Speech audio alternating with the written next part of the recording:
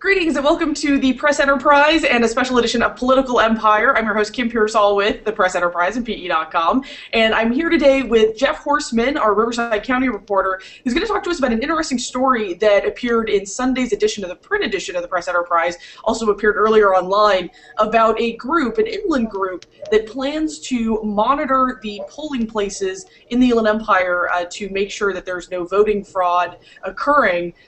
Part of what their strategy is, and Jeff will go into a little bit more about this, is that they actually sign on to be poll workers, and then they also monitor what's going on in addition to doing their normal poll monitoring duties. So, Jeff, thanks so much for being here today. Tell us a little bit about who this group is and what's their strategy when it comes to monitoring the polling places.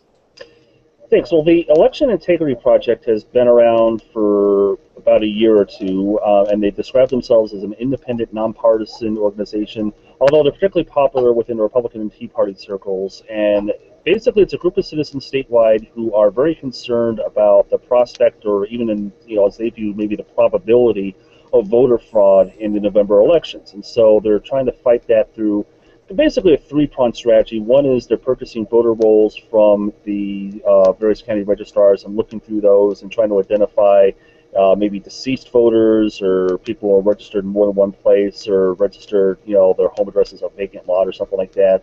So that's one strategy. The second is that they're encouraging people to actually become poll workers, to get trained by the registrar, and then to work on election day, and then they also provide some supplemental training, they say, that goes more in depth into election law.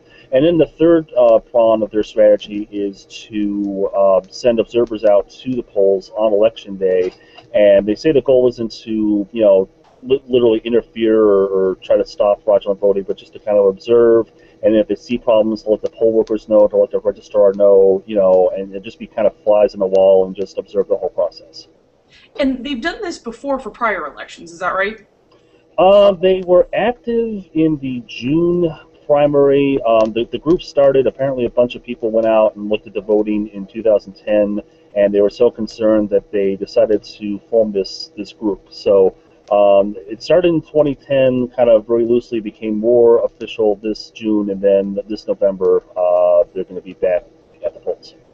Now, a lot has been said nationwide, especially during this election, about voter fraud concerns, and folks, some states are proposing IDs, and there's different, voting hours and so forth, so a lot's being said about it. But the stats show that there's really been very few instances of voter fraud cases.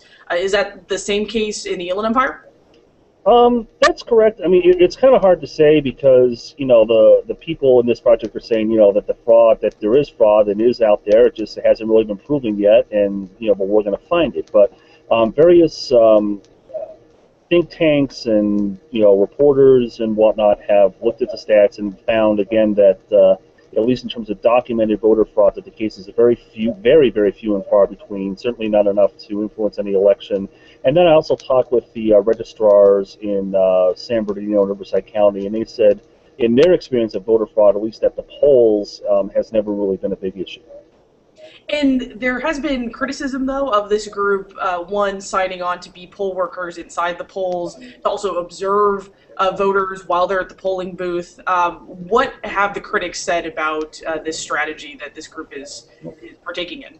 Well, one of the main sources of criticism comes particularly from people who are interested in registering minorities, in particular, Latinos, to vote. They say that, just a mere presence of having someone there from outside the community coming in and looking at them suspiciously and taking notes and all that, that can serve to kind of intimidate and harass voters. And they say, their concern is, hey, not only is voter fraud not a problem, but this is basically used as a guise to suppress certain people from voting, particularly poor people, maybe minorities, maybe people, more apt to vote for Democrats in what's going to be, expected to be a very closely contested presidential race.